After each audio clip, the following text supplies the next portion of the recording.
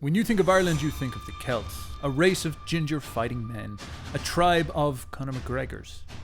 Now, what we call the Celts is actually quite a limited term for quite an amazing people who arrived on the island of Ireland 3,500 years ago, and they left us many stories which we Irish call our Irish myths. And these myths have proven to be some of the best preserved memories of Europe before the days of the Roman Empire and Christianity that we have left today. So I'm going to begin a series today exploring what these myths tell us about who the Irish people are, where they come from, and where they fit within the constellation of Western civilization. But I'm going to do it in a way that was not possible to many of my hardworking Irish ancestors, because they only had books to go off. They could only deal with written down literature, poetry, and oral tradition about these myths. But what we have these days is hard genetics. We've had enormous advancements in archeology and the study of genes that help us get a much richer and bigger story. And when we study this archeology and modern genetics, we discovered that these Celts showed up a little bit late to the story of Irish history. And it turns out that this island of Ireland has a huge 10,000 year long history that came before the arrival of these Bronze Age men that we call the Celts. So today what I'm going to do is present to you this thousands of years of prelude that led up to the arrival of the Gaels in Ireland. This is going to involve Neanderthals, hunter-gatherers, early farmers who built the pyramids.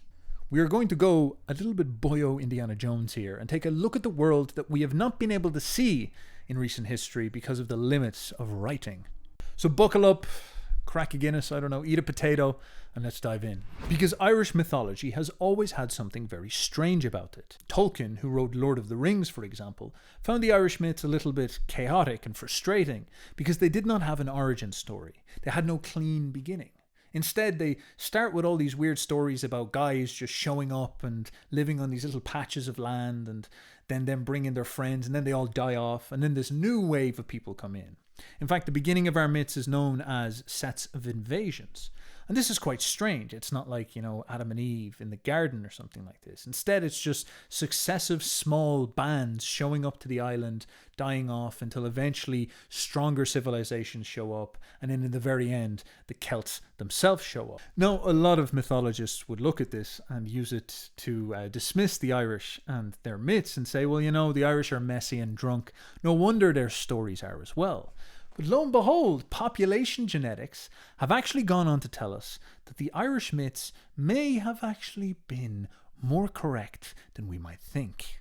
So let's dive into what exactly I mean, and I will take you back to the Ice Age, a time when Britain and Ireland were completely subsumed in thick layers of frozen ice. So we have this book in Irish myth called the Book of Invasions, which is plagued with many problems. Number one is that it was written in the medieval era by monks, and so their incentive is to try to make the Irish connect all the way back to the Bible.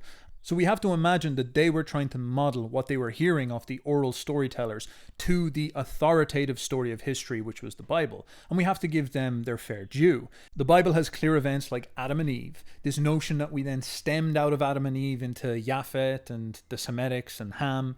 And then there was this flood as well. So these are clear historical moments. And the Bible would present itself as the absolute authority on reality. And if these guys went against this, they're going against their belief in God himself. They're going against with the notion of Christ being the revelation of truth. And so they're going to treat this as the absolute authority. And it basically becomes like the scientific standard. And you can think of this like if somebody shows up today and says, oh, the Big Bang didn't happen, or history as it happened is fake or something like this. Or, the flat earth idea.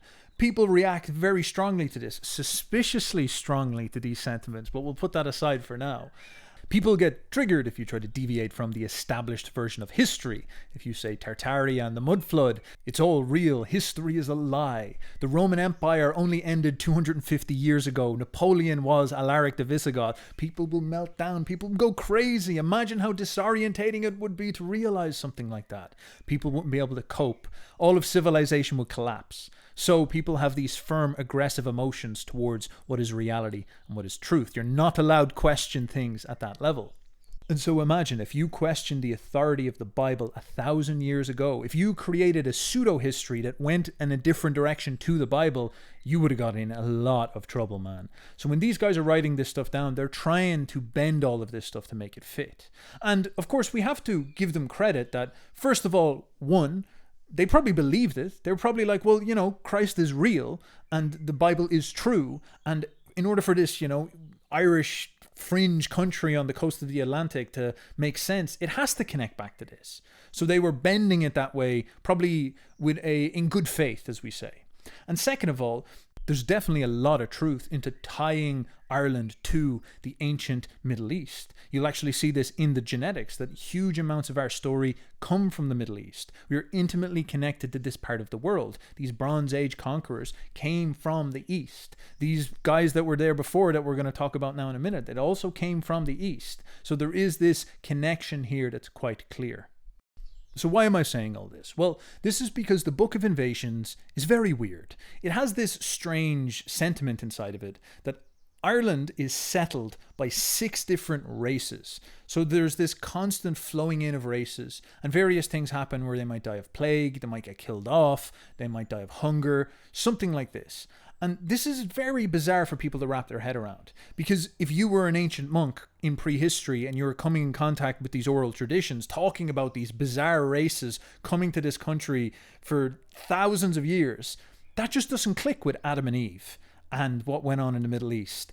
Now, the stars of the show that everybody is concerned with are the Tuatha Dé Danann. They are the alleged Celtic people who show up and bring in Bronze Age culture. Now, there's an awful lot more to that story, but that's the general notion that people have inside in their heads.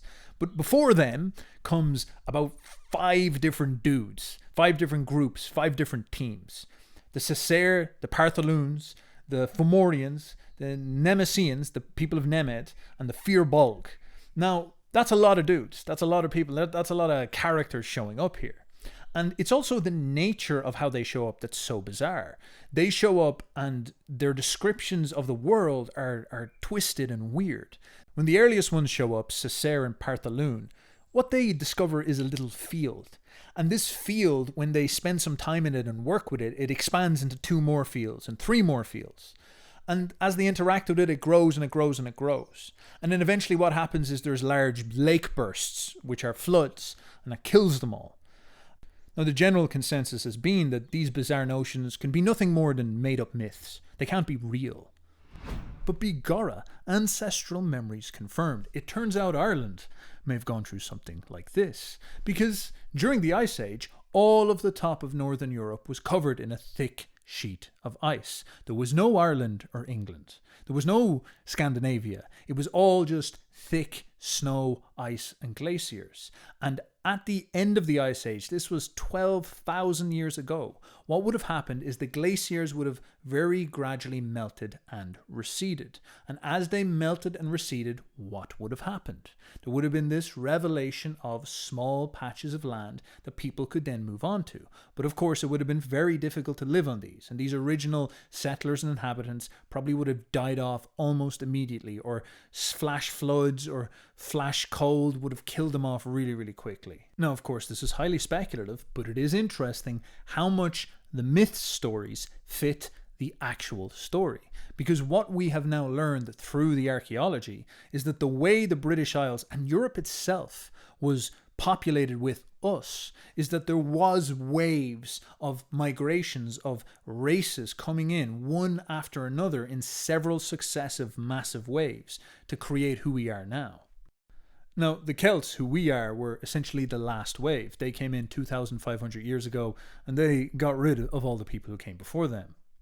And this again scores another point for Irish myth, because this is something that always confused people. When you read Irish myth, the Tuatha Dé Danann, our gods, and the Celts, they come into an already occupied Ireland. There's already people in Ireland, and these guys just show up one day, and the myths start with them. Our myths are obviously coming from the perspective of the Celtic people who would have, propagated them. And so it's centered on their experience of the story. But there was actually this whole group of people already there. And many famous things that we look about Ireland, such as Newgrange, for example, actually came from the guys that were there before the Celts. And understanding who these people are makes us realize how ancient our history is. These guys were building Newgrange around about the same time as ancient Egypt was up and running. And the advantage that archaeology and genetics have given us is that we are now actually able to bring to life this earlier civilization much more than the Celtic myths could have, because as I said, the Celtic myths happen from the perspective of the Celts. The Celts kind of killed all these people, so they're not really too concerned about remembering all the details. They're just like, these are the guys that we mashed our faces into the ground when we showed up. So it's like, all right, Celts, thanks for the heads up, but we'll take it over from here. So what I'd like to present to you first is a crash course in the history of the European continent. Because even though a large part of who we are is the Celts and the Indo-European supermen who they are a part of, these people who were before them actually still exist within us. And also understanding them allows us to get a much more vivid picture of what the Celts may have been experiencing when they're describing what they're seeing in their myths, and who the bad guys they are speaking about may have actually been. So if you're ready, let's go back to the Stone Age. Now, you probably came here because you want to hear that you're a blonde, badass beast of prey, and of course we will get to that later when we discuss the Indo-Europeans. But right now we must begin at the very beginning, which is the Neanderthals. You may not like this. You may not like the idea that you're a caveman. You may not like the idea that you're some type of pre-human hominid. But the fact of the matter is that before humans showed up, these Neanderthals ruled Europe. And it seems like you are not a human, I hate to say, but actually you are a blend of human and Neanderthal. And you might say to yourself, well, of course, my Neanderthal side of me is the dumb, gruggish, low IQ version of myself. But that is not correct. The Neanderthals actually get a bit of a bad reputation. Here we have in Wikipedia, Neanderthal has long suffered from a bad image and continues to evoke a series of misconceptions. Soon after the first skeletons were discovered in Belgium in 1829, Gibraltar in 1848, and Germany in 1856, scientists of the time claimed that Homo neanderthal, as it has been named, was not human. They imagined that it was some sort of beast-like primate, closer to the gorilla or the yeti than to modern humans. But we now know that these Neanderthals looked more like us than anything else. Below is a reconstruction of a Neanderthal child from Gibraltar by the University of Zurich. Now, of course, you'll notice that this kiddo here looks quite familiar. I've seen loads of people around that would pass for this, so I'm going to start calling certain people I know Neanderthals. Now, you should notice immediately that this kid has strawberry blonde hair, light eyes, and light skin, which is the quintessential look of the Europeans, so congratulations, you're a ginger caveman. The Wikipedia article goes on to say, the most deeply rooted misconception, still widespread in the scientific world, is that Neanderthals became extinct, without leaving any contribution to modern humans. But morphological comparison between Neanderthals and modern humans immediately reveals striking similarities in unique physical traits not found among Africans. The sequencing of the Neanderthal genome, completed in 2010, has definitively proven that not only Europeans, but all non-African people today inherited a few percent of Neanderthal DNA.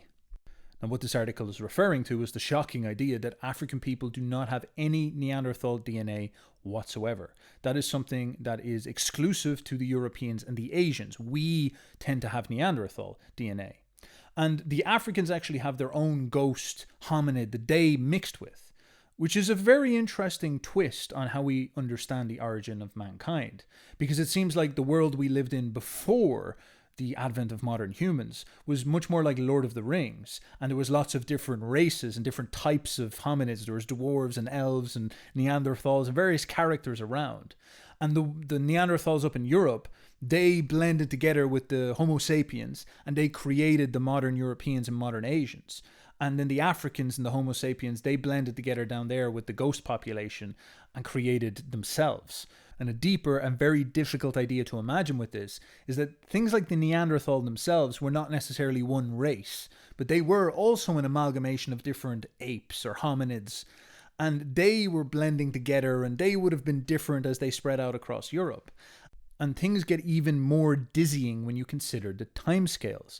The Neanderthals were in Europe for 500,000 years, if not more, meaning that they had plenty of time to evolve into various different pathways and come back and blend together. For comparison, Homo sapiens only showed up in Europe about 40,000 years ago, which is a tiny fraction of the time that Neanderthals have been here. Well, you might say to yourself at this point, well, who cares? Us Homo sapiens came along, we had bigger brains, we were smarter, we gave them all wedgies, and we outbred them and took over. But there's also a misconception there. The Proto-Neanderthals first appeared some 350,000 years ago, at a time when our Homo sapien ancestors were still fairly primitive Homo erectus. Now, we consider these Homo erectus primitive because their brains were smaller than ours. The space inside of their skull was 900 to 1,100 cubic centimeters. Today, we tend to have a range between 1,200 and 1,400 cubic centimeters. But when the Homo sapiens showed up in Europe about 40,000 years ago, the Neanderthal was at its most advanced level of evolution. Its cranium had a volume ranging from 1,200 to 1,700 cubic centimeters, which was in fact larger than that of Cro-Magnons, and it was also 10% greater than that of modern humans on average. So this means that if brain size is any indication, Neanderthals could have been smarter than us. But that, of course, is not the whole story. Neanderthals' skulls had lower vaulted prefrontal cortexes, which meant that their foreheads were flatter. And most modern humans have quite pronounced prefrontal cortexes. And this is to do with our capacity to make decisions and moderate social behavior. So the Neanderthals may have been worse at doing that. They had bigger brains, but not necessarily in the places that we found to be advantageous. On the other hand, Neanderthals possessed a bigger optical lobe, which meant that the visual cortex at the back was very, very powerful, which meant that they were probably better at seeing things, specifically with details and colors, than we are. So they were almost like owls or birds with superpowered eyes. Scientists, being very racist, have often looked down on Neanderthals, claiming that it wasn't evolved enough to speak or use tools like the Homo sapiens. This has since been proven wrong by genetics. The Nature journal has published that Neanderthals were genetically equipped for language. Another study confirmed that Neanderthals could talk based on the horseshoe-shaped structure in their necks. Numerous studies have shown that Neanderthals and Cro-Magnons, who were Paleolithic humans, they used similar tools and overall had the same technology and lifestyle. Both buried their dead people, and they buried them with similar ornaments. They demonstrated the same level of sentiment and care. Actually, Neanderthals were the first hominids to practice internment long before Homo sapiens even existed. The oldest evidence of intentional Neanderthal burials date back to 300,000 years ago in a cave in Spain. 15 Neanderthal bodies were found in another cave in Wales that show the deliberate disposal of the dead some 200,000 years ago as well. Another famous example is in a cave in Croatia where over 70 Neanderthals were found ceremonially buried with the help of tools 130,000 years ago. The early evidence of religion also comes from Neanderthals in the form of worshipping animals, such as the bear cult. Neanderthals also preceded Homo sapiens in making string or rope. The oldest specimens of rope were found 90,000 years ago in France. That is 60,000 years earlier than what we have with Homo sapiens. So for hundreds of thousands of years before the idea of a Homo sapien was even a glint within the Homo erectus's eyes, you existed as Neanderthals in Europe. You were worshipping, you were burying your dead, you were making rope so you could whip people. You were doing it all. And we know that it was you doing it because when we look at our genetics, we find that we've inherited quite a lot of who we are from these Neanderthals.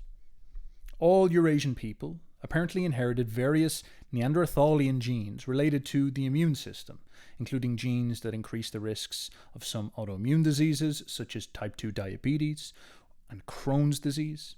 Physical features inherited from Neanderthal by Europeans and Middle Easterners include prominent eyebrows, big eyes, strong jaws, and wide shoulders.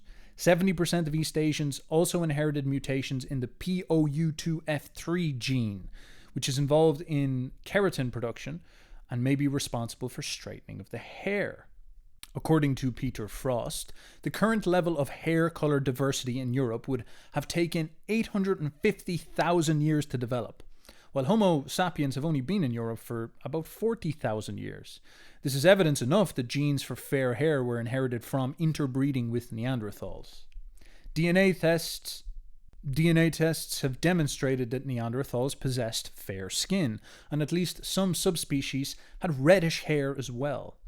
Homo sapiens apparently did not inherit the whole light skin, light eyes, and light hair package all at once, but through continuous interbreeding with various subspecies of the Neanderthal in Europe, the Middle East, and Central Asia, over tens of thousands of years they picked up these traits. It has been confirmed. There are several genes influencing skin color, among them the BNC2 gene, which influences the saturation of skin color and is responsible for freckling, which was confirmed to have come from Neanderthals. So if you have freckles, I'm afraid you are a caveman.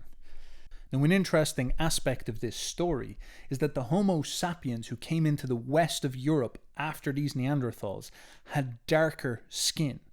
And the Neanderthals passed on the white skin genes, it seems, to the Europeans, but they did it over in around the Middle East and around Ukraine. And then the later Neolithic farmers who had this white skin from the Neanderthals, and then later the Indo-Europeans during the Bronze Age, they brought white skin back over to the West. Now that might be a little bit difficult to get your head around, but once you see the full story over the next while, it'll become much more clear what I'm speaking about. Take, for example, then, light eyes. There's a relatively high likelihood that we got this from Neanderthals too. Now, this all works on the concept of statistics because they don't really have any firm evidence. But the statistical probability that light eyes would arise and be positively selected for in Neanderthals is extremely high compared to the likelihood of it happening in Homo sapiens, because the Neanderthals had been in Europe for hundreds and hundreds of thousands of years, whereas Homo sapiens had only been there for 40,000 years. So through the coefficient of time, it becomes obvious that the Neanderthals were in this difficult, low-light, dark and cold environment of northern Europe for hundreds of thousands of years. Light eyes become something that's very favorable for them to live up here, so it's likely that they evolved them. Then when the Homo sapiens came in later, they would interbreed with these Neanderthals and pick up these traits. Now that's all well and good, but let's actually take a look at how these Neanderthals have left their legacy within us, because quite a lot of their features are quite distinctive of the Europeans. So for example, having straight and thick hair considered a Neanderthal trait. Now I definitely have that, big, thick hair. Having reddish and ruddy hair, there's been a couple of debates about this. Some people say that they evolved the genes for red hair and lightened hair, but then the Homo sapiens evolved it separately. And the way Neanderthals generate this hair is different than the way that we generate their hair. Because obviously genetics can work where genes can do a lot of different jobs and different genes can get the same phenotypic results. So it's kind of complicated stuff. But they probably had red hair. They had large eyes. So they had these big forward brow ridges, big thick brow ridges, somewhat flat skulls, so sloped skulls, big powerful eyes, and big powerful noses. So their features were pretty hilarious. And if you ever come across somebody who's like a big nose that sticks out like a Roman nose, so a big ridge on their nose, big powerful nose, this is likely to just call them a caveman. Say you're a Neanderthal, it sucks to be you. But then of course they can just be like, well my brain's bigger than yours, I'm smarter and I invented religion, and you're just some type of Homo sapien dork who showed up here. You know, you don't even belong here, man. I'm the indigenous. Another fascinating one is rosy cheeks. So they have more veins, more blood vessels in their bodies, in their faces, and so they blush. And of course this is a feature that we notice an awful lot with the Europeans, is that they have a tendency to blush. So this is also a feature of the Neanderthals. It's like more capillaries here.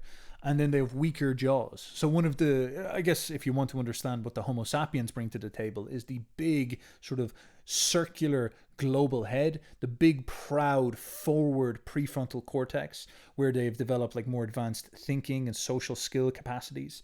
So they have that forward head. The Neanderthals have the more of the slope. They have more of a straight and features where their face goes down straight, and then their chin comes forward. So you can think of the Neanderthals almost having like that little, nearly rat-like features, where their big nose sticks out and their chin and their forehead slope back. And us, I guess you could say, the Homo sapiens, have flat faces, big forward front brains, and very straight features all along. They even have these longer skulls at the back. So as we said, their visual cortex is very, very powerful. They then kind of have like 2 points, you know, the front of their faces are a little bit pointy and then they slope, and then the back of their heads are pointy. Whereas we're much more circular, much more flat and circular. So our brains are kind of like thicker at the front perhaps, but we actually have the more refined visual capacities.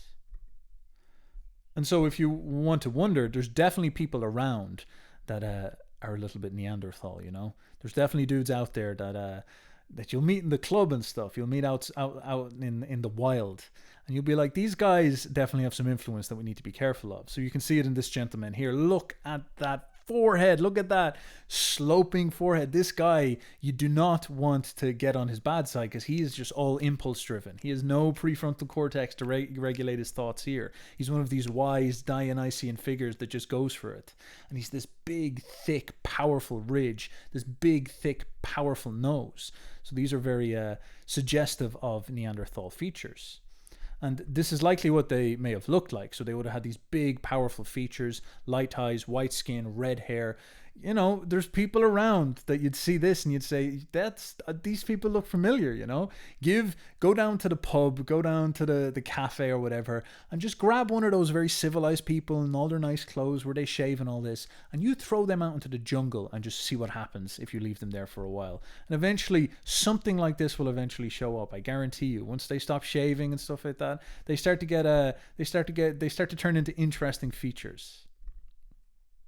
So this is the faces of the Neanderthals as it's sprinkled about. Lots of different possible looks and how people consider that their features may have looked like. So again, very, very strong features is the important thing to notice, but also our phenotype, like the blue eyes, the ginger hair, it's all starting to come into place there. So these people are the indigenous of Europe. This is maybe a bit of an exaggeration about what they might have looked like, but you might think this is crazy. Like, is this really who we are? We're not like this at all, but look at Chuck Norris. Chuck Norris is a Neanderthal, I guarantee you. In fact, this is kind of a good combination of perhaps the two people that are very dominant in Europe, the Homo sapiens with their flatter features, more pronounced chins. And then you have, Chuck Norris here with his big nose and his ginger hair and slightly sloping features. This is inside of us as well. Now, another thing about the Neanderthals is their stance and bodies. They were tanks. They had these huge, big, powerful shoulders. They were probably sort of like chimps or gorillas in their strength, really robust. And they built sort of stockier bodies because this is what you need in the cold European climate. You need a bigger, thicker torso that allows you to generate more heat and preserve it within you. You don't want big, long limbs that are wasting all your heat. You also need to move slow in the cold European climate. There's no point in you gallivanting around with these big long limbs. You want to kind of move slow. You'll also notice that this Neanderthal, ginger and absolutely hung like a horse. So fair play to him there as well. He's doing quite well on that front. I'm sure he was left a joyful legacy for a lot of us Europeans. And of course, then this would be the anatomical modern humans as they began to come in. So you can see they're much longer and more slender. Their features are much more flat, as we said. They might be more tall and gracile, but they're maybe not as thick. They might not even be as strong. So that sets the stage for the first part of our story. Now, I understand you probably came here looking to be told that you're a Celtic Ubermensch, and instead you've just listened to me rant at you that you're some type of pre-hominid caveman ginger who blushes with protruding noses that created religion before mankind was even existed, and you're thinking to yourself, this is not what I came to sign up for, but this is important. This is part of who we are. An awful lot of our phenotype seems to have come from these people. But this is a big part of who we are, and it goes to show how unbelievably ancient we are. This is putting us back 1,000 generations in Europe and showing conclusively that Europe was ruled by a load of light-eyed, white-skinned gingers. Now, the arrival of Homo sapiens into Europe came through North Africa and came from the Middle East, and they came up into Europe, and they entered into a Europe that's quite a lot different than what we are used to. As I said before, Ireland and England were covered in ice. Most of the north was covered in ice. Scandinavia had been completely frozen over. And when we look at the evidence we have of the Neanderthals, they didn't really exist in those parts of the world because nobody could live up there. It was too cold. It's like trying to live in the Arctic Circle. It was during the Ice Age. So an awful lot of our evidence of the Neanderthals comes from burial sites and corpses that we have found in southern England, quite a lot in France and Germany, and even down into the Caucasus Mountains and even some places in the Levant. So their spread was quite broad, but they weren't in the British Isles at this point. And this is the world that the first Homo sapiens entered into. This world where you would have had Italy and Spain and France and Greece as being woodland and maybe quite easy to live in. And it's often considered to be Low Europe or Old Europe that would never really get destroyed by the Ice Age. Whereas the Cold Ice Age would pulse and get stronger and weaker over the course of hundreds of thousands of years to make the top of Europe very, very difficult to civilize. The people who can only live up there would be very, very hardy hunter-gatherers and those types of characters. So the evidence that we have for Homo sapiens to enter into Northern Europe doesn't really come in Scandinavia or Germany or Northern England or Ireland. Instead, we get a little bit in Southern England, we get France, right into Greece, Spain, and continental Europe as we know it. And these early forays into Europe come in several distinct waves that we've identified so far and given names to. So the first is the Aurignacian, then you get the Gravettian, then you get the Magdalenian, then you get the Mesolithic hunter-gatherers. Now, I'm going to kind of categorize all of these guys together because they form a block of our genetics that we can call many different things. The indigenous hunter-gatherers of Europe is probably the simplest one. Now, I'm going to do a bit of a crash course on this period because I don't want to hold you up too long. We obviously want to get to the Celtic Supermen as soon as we can. But this might be reductive as a consequence because quite a lot actually happens here. This is 30,000 years. This is a significantly larger amount of time than where we have most of our history from. And we see essentially a couple of races show up. And of course, while this is all happening, these people are interbreeding with the Neanderthals, interbreeding with each other, and in some sense mutating and evolving as time rolls forward. So a lot goes on here. It's not simply one set of dudes. But to give you a general impression of these lads, they were all hunters. They would stalk after megafauna across Europe. Now, depending on the state of the Ice Age, sometimes they would have access to mammoths, sometimes they would have access only to reindeer. There's a part where they hunted all of Santa Claus reindeer for quite an extended period of time, it seems, and that was probably got them in the naughty list quite a lot. But this is the trait of their culture. And quite a lot of their art and their work and their tools are derivative of this. So the Aurignacian guys who come first, we have an awful lot about them because they use bones and they carve figurines and weapons and tools out of bones. We find these tusks, we find antlers that make spears, we find these like sharp daggers made out of bone. And then we find carvings inside bones as well that tell us that they have this sort of hunter-gatherer bone culture. They would have made all these like bone trinkets, probably had necklaces, weaponry, as we said before. There's also this consistent motif in the figurines that we will find. One of them is of a lion man who has a lion's head and a male's body. Then the other is a Venus figurine who has absolutely massive jabs, and let's just say her reproductive features are exaggerated, if you so will.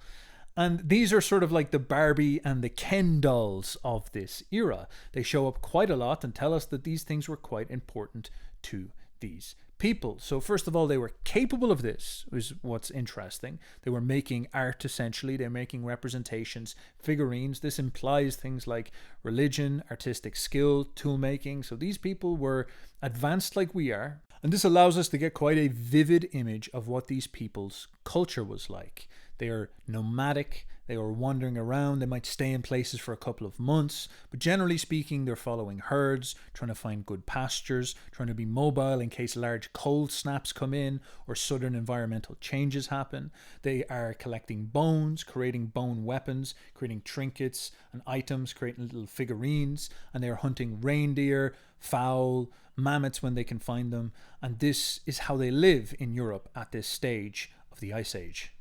Now, if you ever get an urge to go Ted Kaczynski mode, to go Tyler Durden mode and say civilization was a mistake, we must burn it all down and return back to the primitive realms. We must return to how our ancestors lived. Well, these guys might actually give you a case. Because we know that something quite profound happened to the Gravidians specifically. The Neanderthals, for example, were around about 5'5", 5'6" in terms of height. The Ornatians were a little bit taller than that, but they still weren't that massive. But the Gravidians, because of their very high calorie diets, they were hunting superfauna like mammoths and getting enormous amounts of meat. These guys grew to be absolutely enormous. They have had some of the tallest people in human history. They have had similar height levels to what we have now in the highest populations that we have. The Dutch are the tallest people in the world. There's very tall people in the Balkans as well. The average height for them tends to be about 5'11", 6 foot. That is the same average height of the Gravidians. These Gravidian hunter-gatherers would have been enormous figures stalking around the early European world. Now, what is to come later in the story is these Neolithic farmers from the Middle East who were again quite short and they enjoyed eating grain. This really shoves an interesting problem into our faces. These hunter-gatherers lived in touch with nature, wandered around, claiming megafauna, eating enormous meat diets, having a huge amount of calories, and they ended up growing into being massive, strong, robust, and healthy. And one way you could spin this story is you could say that these hunter-gatherers were massive, they were robust, tall, independent, hyper-intelligent, adapted to their environment, had huge knowledge of all the plants, all the animals, all the fauna. They had huge knowledge of medicine. They could hunt. They could organize in groups. They probably would have been highly competent, quality individuals. And what instead replaced them was this legion and hive of shorter grain-sucking wheat men who come in as these stratified organized societies and begin to pull these graceful beasts, these hunters of prehistory, down and eviscerate them in favor of the power of the mob. Very Nietzschean if you think about it. Now, an interesting question is, what did these hunters look like? This is a difficult question to answer for a variety of different reasons. First of all, we're going off quite a few samples, and this was obviously an extremely large period of time, and there was probably an awful lot more people around than we have managed to get through skeletons. Nonetheless, we do have impressions as to how these people of prehistory looked. So, we know that they were definitely tall, dark, and handsome. They would have been big lads, they would have had very, very dark hair, and they would have arrived into Europe having dark features, darker hair, darker skin tones, and their mixing with the Neanderthals would have lightened them and transformed them quite significantly. So the flickers that we're getting of these guys is them going through that interbreeding process and transforming gradually. So here are some artistic renditions of what these people may have looked like. Now, if you look at the Cro-Magnons in France 25,000 years ago, there's something sort of recognizably European about this. This wouldn't be somebody unusual to see on the streets, out in the pub. There's a sort of European look there. Certainly with this woman from Czechoslovakia, Czech Republic, I should say, she's from 25,000 years ago, she looks recognizably European. The same thing then with these people across the way. You're seeing this Venus of Brasson in France 25,000 years ago. Again, she looks very, very much like a type of phenotype we'd be used to. Now, of course, mixed in with this as well is probably figures that would have looked much darker than we'd expect, such as this woman from Russia, and I think this might be a man from Russia as well. And then this dude here, he has got what a Chad chin. This dude has got the absolute chin of all chins. He would have been a scary figure to meet, and he's obviously a Russian. Now, then again, we say this, but I definitely think if you go to Russia nowadays, you'll probably find some type of Slav grug out there. This guy guzzling down vodka, and if you say the wrong thing, he just grabs your skull and he mashes it. He mashes it for Vladimir Putin, and he says, enough of you absolute Untermensch from the West. Now again, why am I telling you all this? Because what happens is this long process of evolution that takes place over the course of the Ice Age. You can think of Europe as covered in this frozen tundra in the north, and you have these massive mammoth hunting European nomads having romances with the local Neanderthals, and they evolve over the course of tens of thousands of years into what we call the Western hunter-gatherers. And the reason why these people are important is because they're the people that are there when the Ice Age ends. And when the Ice Age ends, this is when a big story begins to kick into gear. Now, to understand who we are, the Irish, the Celts, the people of the British Isles, you must understand that we are a mix of three distinct populations. The Celts, the Bronze Indo-Europeans, they are one, and probably the most significant at the moment. The second would be the early European farmers, who were the people of ancient Egypt, places like that, who come up with wheat and tilling and farming. And then the last little sliver of genetic influence are these hunter-gatherers. So the combination of the Neanderthals, the combination of all these early Europeans, early hominids that are coming into Europe and all mixing together, after thousands of years of being together, it results in these Western hunter-gatherers. And then they're a part of our story. Now, these guys also go on to influence the other populations I just mentioned as well. It gets a little bit complicated because it's happening over a long period of time. But for now, you must understand this. And so at the end of the Ice Age, this leaves us in Europe with two distinct hunter-gathering groups. The Eastern hunter-gatherers and the Western hunter-gatherers. And what happens in Scandinavia as the glaciers begin to recede is these two also blend up there and create the Scandinavian hunter-gatherers, who you're going to recognize when you check them out. So let's again take an optic on what these people were like. Now, first of all, there's a little bit of a controversy with this because they have discovered the skeleton of one of these Western hunter-gatherers, the end result of this long process of evolution, and they discovered that this dude had blue eyes and that he had the genetics for dark skin, and so they've assumed that he was a black man. Now, of course, this is highly politicized, silly nonsense that just doesn't really play out when you check it out. Now, we can certainly assume that these guys may have been much darker than we are today and had maybe olive or brown skin. They might have looked maybe not out of place in southern Europe. That's, of course, passable and possible, but these guys are trying to push it a little bit with their highly politicized stuff. For example, this is one of the ancestors of this cheddar man. He actually checked his genetics and found out that he's quite a direct ancestor of this chap. Now, phenotypes and genes are not necessarily the same thing. A phenotype is an expression of genes, but you can carry genes that can express actually many different phenotypes. It's quite fascinating how that works in genetics. So just because this guy's very pale doesn't mean the cheddar man was very pale. That's not the correct way to think about this stuff, but it is kind of interesting. It's like you find a direct ancestor, he has the blue eyes, he has the head shape, it's like, what? Why are we assuming that he's a black man when this is his ancestor? These are things that we get a little bit suspect about. This is the type of stuff that burns through an awful lot of the credibility of those wokies, those goddamn wokies with their woke propaganda. We got to watch out for them. So the poor English have been told that they're not allowed to stay in their country anymore because everybody was originally black, and you're like, I'm not too sure about that. Remember as well that these people were intermingling with Neanderthals. The Neanderthals were a load of ginger Irishmen. They were a load of leprechauns running around. So, we also got to be a bit sus about that as well.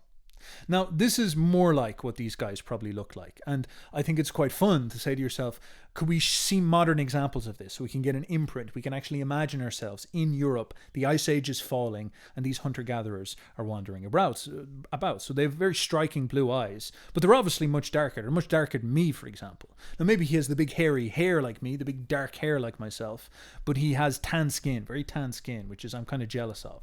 So this is possibly one visualization by somebody on DeviantArt called Ancient Europeans. Brilliant. And they try to visualize this stuff using AI. So this is one possibility as to what this person would have looked like in France.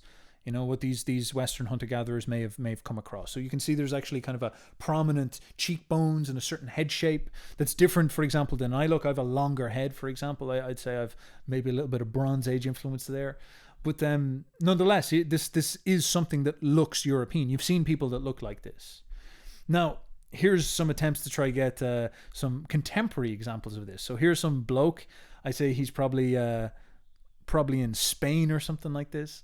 And you can see the very striking blue eyes, but the tan skin, the dark black hair. So this might have been the character roaming around in ancient Europe.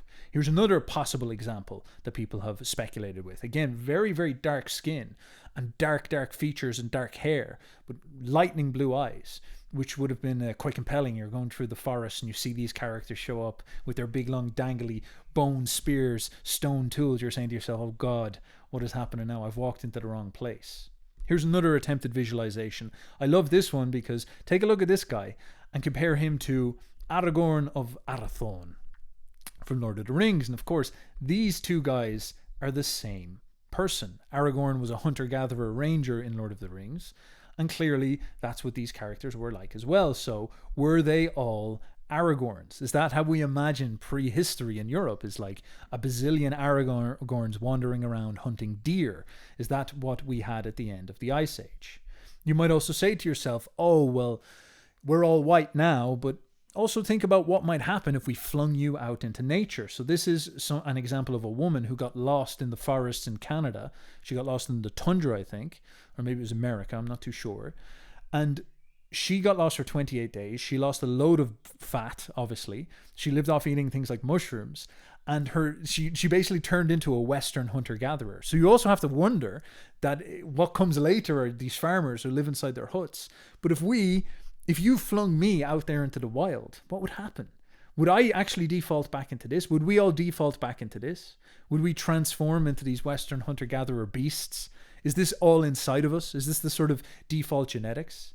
We know that with pigs, if you fling a domesticated pig out into the jungle, he'll start to grow more hair, turn into a boar, become a big beastly savage. So is that what is possible? Now next, over in the east side of Europe, you have the Eastern hunter-gatherers, and they have slightly different features. They tend to have a slightly more Asiatic look and a more handsome, big, strong, tall cheekbones. They also have much lighter phenotypes. So they have an awful lot of the blonde blue eyes that we would come to associate with being European later on. This is much more present over there. And even to this day, being blonde is much more common in the East than it is in the West. You'll see it spread very heavily, obviously, in Scandinavia, and even kind of leaning quite heavily in the East. And you think of places like Finland, for example.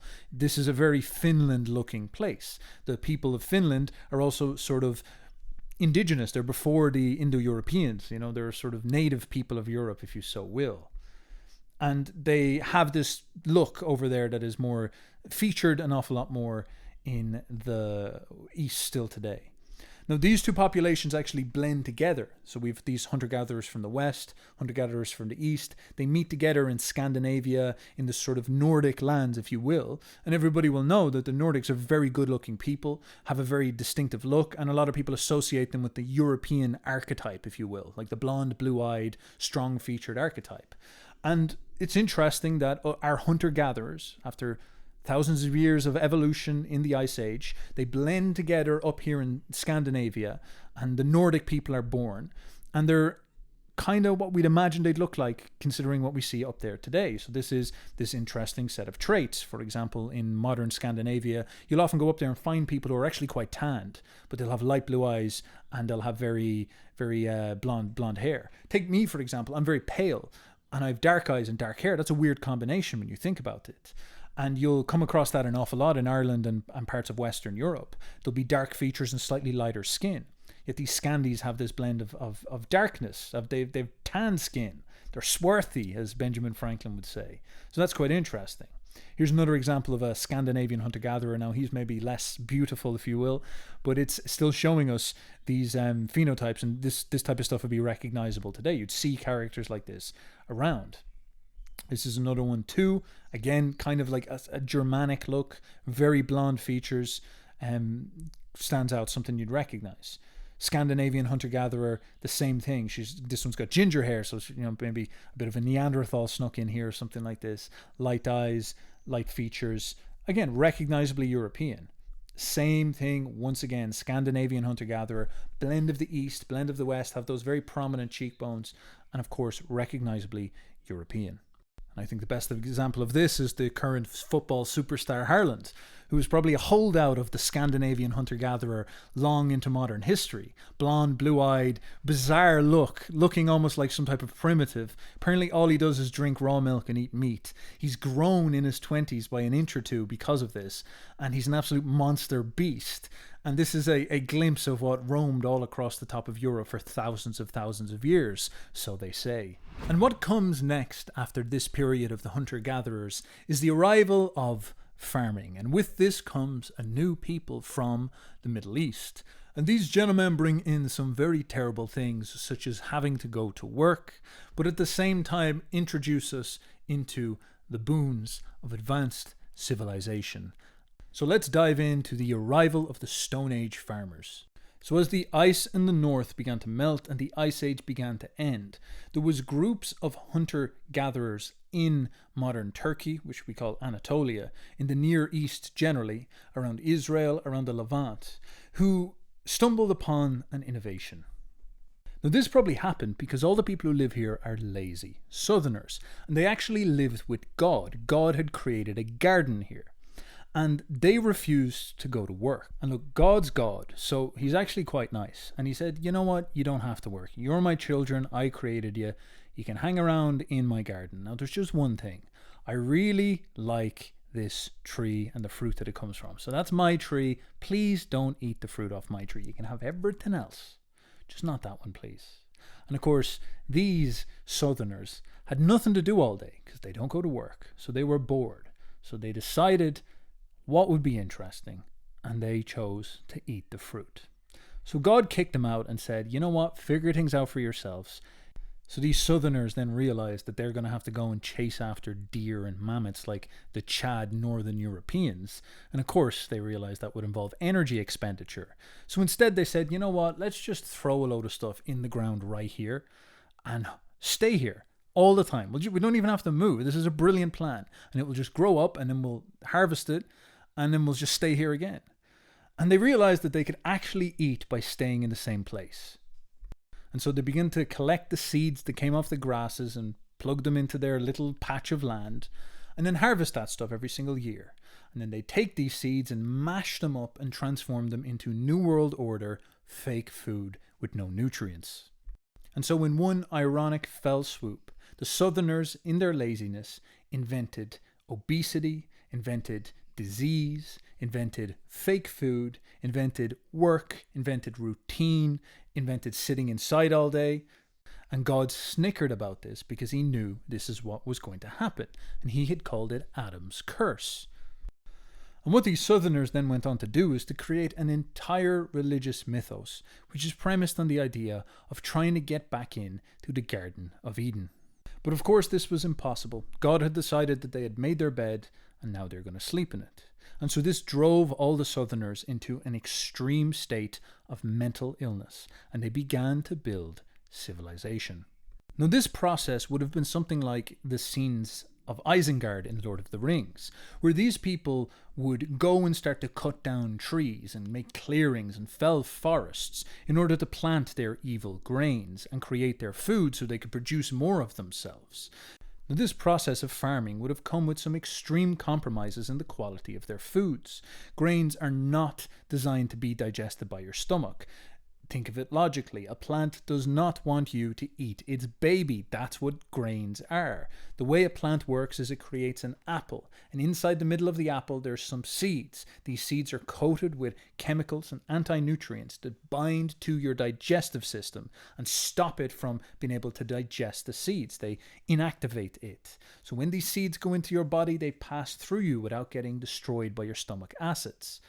But of course, the plant needs you to take the seeds and walk really far away and do a poop so that it can spread its genes. So the way the plant tricks you is by gifting you a fruit. The fruit is full of sugar, the fruit is easily digestible, the fruit is full of vitamins, so it's a very good deal. You eat the fruit, you accidentally carry the seeds.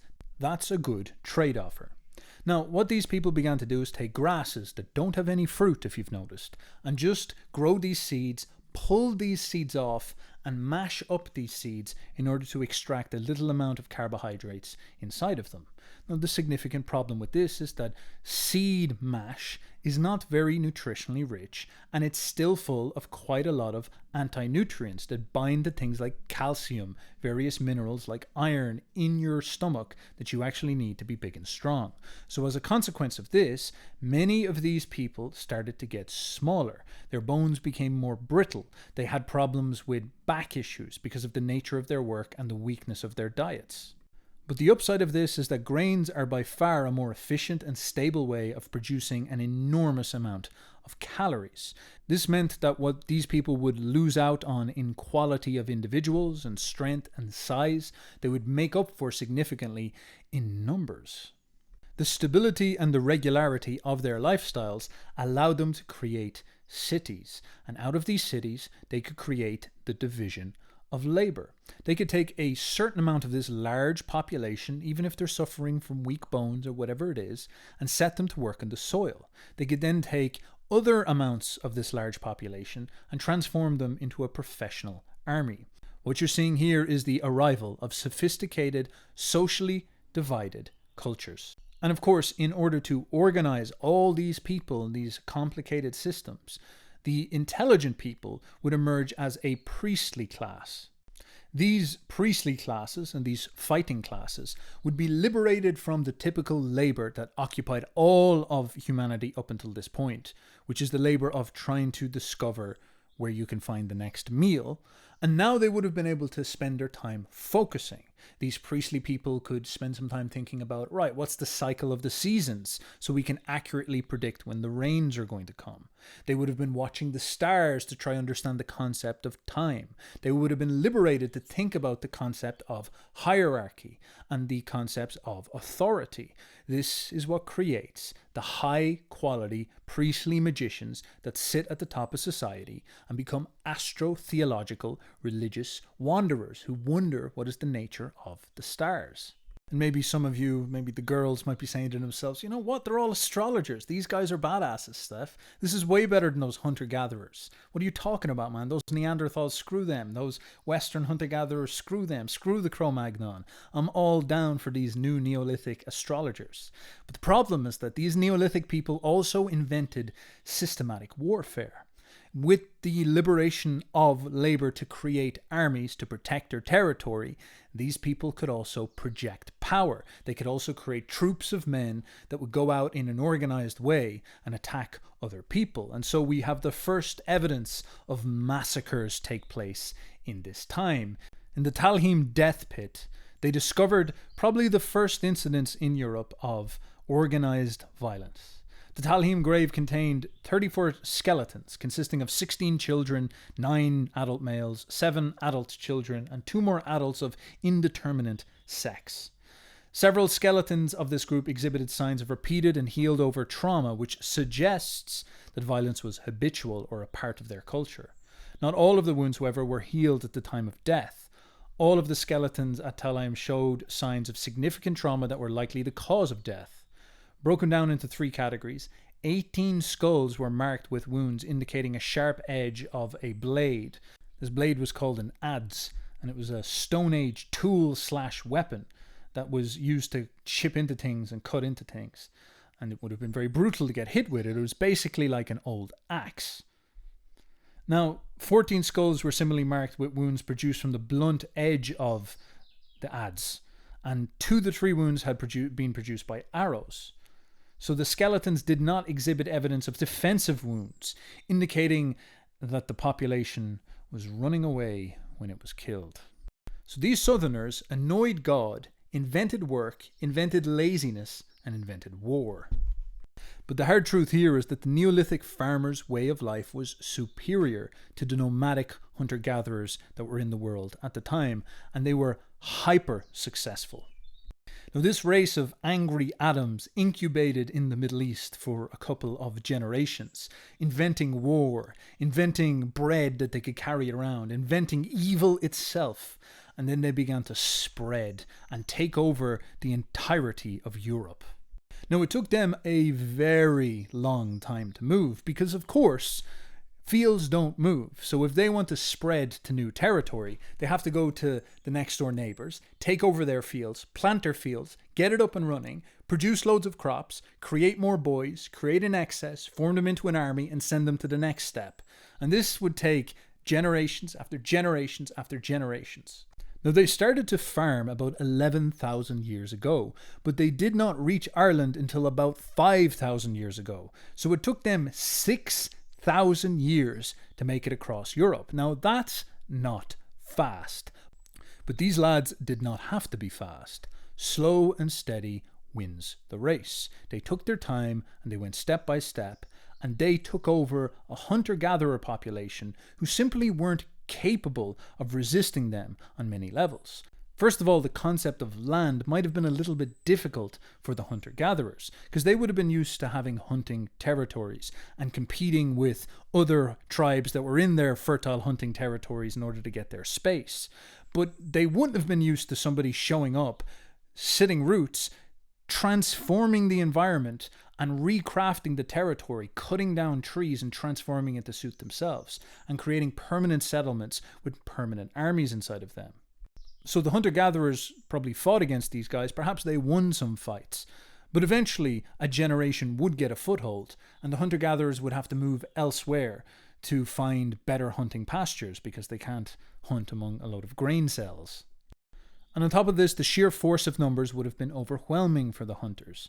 The farmers would have simply had more people and been consistently able to generate more people. Even if these people were lower quality, they would be able to pull down these individual supermen hunter-gatherers, just like these hunter-gatherers once did to the mammoths. And maybe there's a bit of karma in that. And so these farmers slowly took over Europe and replaced the hunters, assimilated them, or pushed them out into the fringes. And so a good question now is, what did these farmers look like? So they looked a hell of a lot like Mediterranean Europeans. They had very dark hair, they had white skin, and their eyes were often brown, hazel, sometimes even light. Now, this replacement had an enormous influence on modern genetics, and for this reason, we can actually get a pretty good idea as to what these people did look like. Because Europeans tend to be made up of three demographics: the Aryan Indo-European steppe herders, the hunter-gatherers we were speaking about before, and these Neolithic farmers. And as you can see from the orange section here, the Neolithic farmers have a huge impact. Now, their impact is smaller up north and especially up northeast, and their impact is huge down in the southwest. So we can look at the southern Europeans to get a good approximation as to these early Neolithic farmers' faces. Now, the Spanish have quite a lot of early Neolithic farmer. The Tuscans, which are people from Italy, are the same, but the Sardinians stand out among everybody. The Sardinians are almost entirely Neolithic farmers. So this is a Sardinian woman, as you can see, very pale skin, a good-looking girl with dark hair and dark eyes. And this is a look that I see an awful lot throughout Europe. I probably have this a little bit myself. You see it in here. This is a very common look in Southern Europe. So again, the dark hair, dark eyes, white skin. Again, very Southern European. Sardinian people going through one of their parades. This also probably puts to bed the question as to what the ancient Egyptians looked like. They probably looked an awful lot like these Neolithic farmers because these were the dominant people in the region at the time, and the Egyptians were a part of this explosion of farming in the Fertile Crescent. So you can imagine an awful lot of these people. And of course, when we look at Egyptian art, we see these features show up. Dark hair, pale skin. Same again, you have dark hair, pale features. And if we look at modern populations in these areas, you will often find this same orchestration. Pale features, dark hair. Eyes will vary. Sometimes they'll have quite light eyes, sometimes they'll be darker eyes. Even the Phoenicians, who come a little bit later in the history, we have from their art what they saw themselves as looking like. And they have pale skin, hazel brown eyes, black hair. So they're all meds, it looks like. And if that makes you upset, if you're like, God damn, these guys invented Egypt. God damn, these guys, were these the people of the Rome? Were these people of the North Africa during the rise of the Roman Empire? Were these the people in Israel? Well, if they were, it's fine. If you're mad about this, just call them all grain cooks. Say you couldn't take over the world without gathering together like this giant hive and forcing us all to eat Weetabix. Yeah, so what? You built the pyramids. You're still 4'2" and you've a sore back. Now, these meds obviously got us all into a bit of trouble because they did not enjoy working, but we have to give credit where credit is due. So these guys actually were pretty good at building things. And one thing that we have found that has actually shocked a lot of people in the last couple of years has been the discovery of a site called Göbekli Tepe. And this is one of the oldest organized religious structures in the world. It's a very, very interesting monument. And it's about 11,000 years old. So this thing is old, man.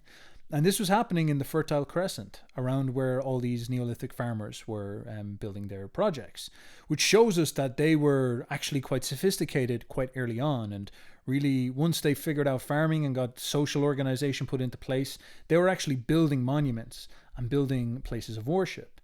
And this capacity to build monuments has become one of the idiosyncratic features of these people. They love to build stuff. Even if we think about the Romans, who probably had a decent amount of influence from these people as well, the Romans love to build things as well. But I think the most important for us concerning the British Isles is that these guys made it to the British Isles after thousands of years. And by the time they reached the far Atlantic coast in Portugal, Spain, France, Ireland, England, where they combined this drive to build things with the vibes of the Atlantic. And for this reason, we call them the megalithic culture, because we have a huge amount of these stone circles in the West. In fact, these things are what give us some of our most famous monuments in the British Isles, Stonehenge being one, Newgrange being another.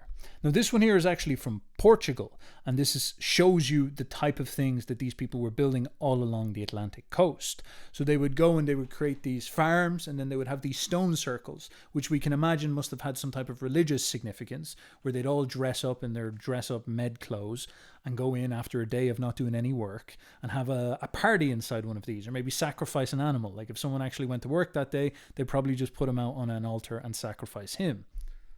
Now, as mentioned before, one of the most famous examples of this is Stonehenge from England. It is a circular megalith that was probably used as some type of pagan ritual. Now, this tends to be a victim of many misconceptions because people assume that this was the pagan Celts that made this, and that what came before Christian times was this amorphous pagan culture that had people building stuff like this, but that's actually not correct. Instead, these objects were being built by these Neolithic farmers who were later going to be replaced by the Celts, replaced by the Bronze Age men that were to come soon.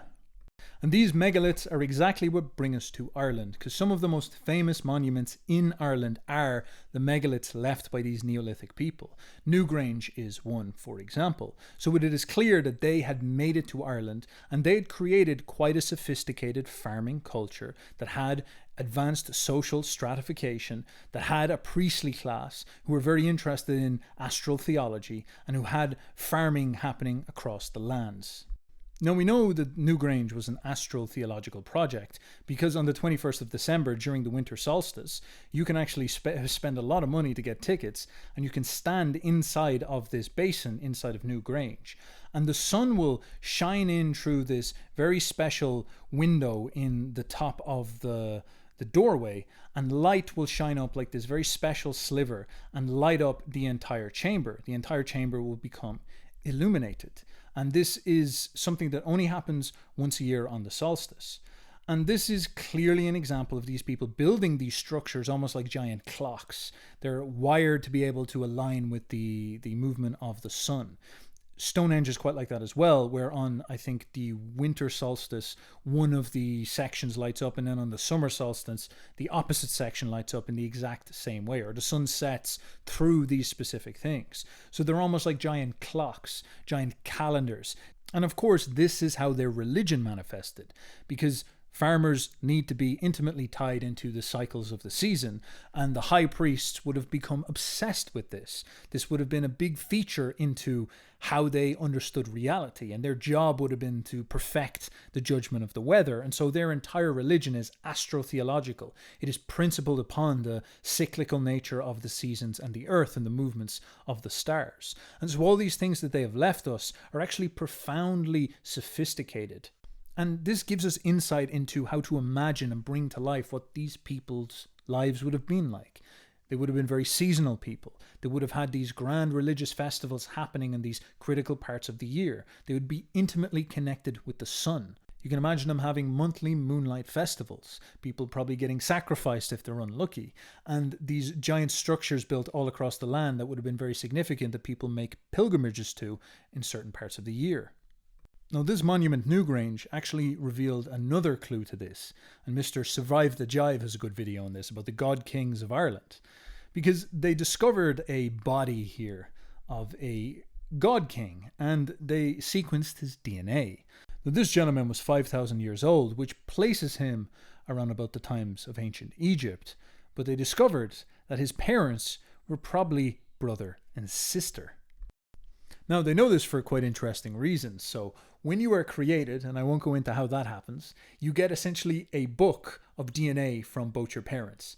And the way they make you is they smash those two books together, and then they sort of form a third amalgamated book out of that. They take the best parts of the two books and make a third book. And then that third book is you. So you're made up of your two parents. Now, the reason why we do this very strange process is because life learned a bazillion years ago that if we split organisms into two sets of genetic code and then mash them together, we generate randomness, which actually makes the organism more robust to problems like disease. So for example, bacteria reproduce asexually. They don't have sex. They're all incels. If you ever get sick, if you ever come down with a virus of some sort, just remember that you've been invaded by an army of tiny incels, and you're so weak that they've actually taken over your body, and they're basically turning you into an incel. And these incel bacteria reproduce by creating carbon copy blobs of themselves. But within us, there's a significant difference. So when we are created, there is two possible genetic codes that can go into every slot. So if you imagine you're building a person, it's made up of all these stats, you know. You're going to have HP, you're going to have heart quality, you're going to have height, you're going to have hair color, you're going to have eyes. It's a little bit more complicated than that. There's about 3 billion of these stats, but we'll just for simplicity's sake say that there's only a couple.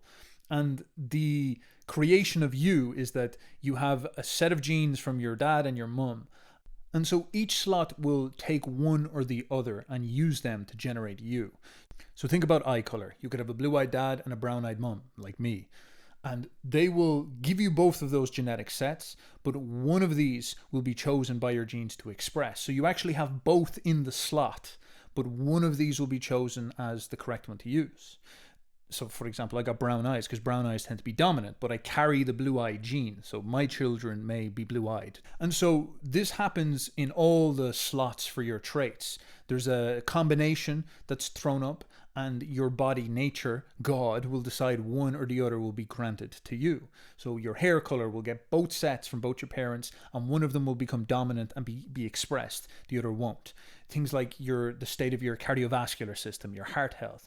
Things like how your liver works, how certain processes in your body works, things like diabetes, all these things will be put inside of you, and you will get it from both parents, and then one of them will become dominant. And so you're a mix of both your parents, quite a significant one. You'll get traits from both of them in a hugely varied amount.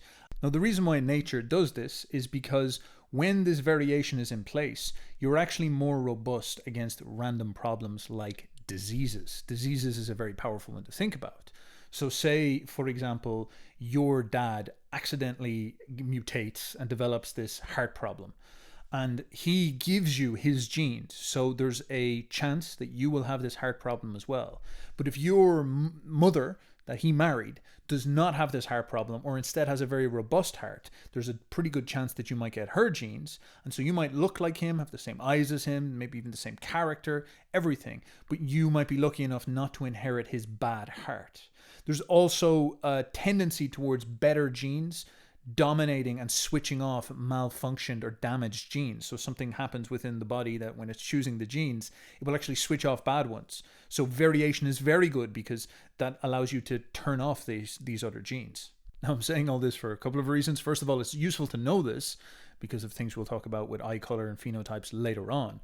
But it is also important to understand why something like incest is so serious and so bad. So what happens with incest is that the two books that make you up, that come from your mother and your father, are so similar that they lack this robust random diversity, which makes them vulnerable towards carrying on genetic defects. So say, for example, your dad has a heart problem, but your mum is your dad's sister. There's a pretty high chance that if he got that off his dad, your grandfather, she will also have that gene. And so if they make a baby, that means that the likelihood of you having that heart defect starts to go up an enormous amount. And you won't have that opportunity for nature to impose these random put downs of bad genes and select the more favorable genes, because the two options that nature has for this slot is bad.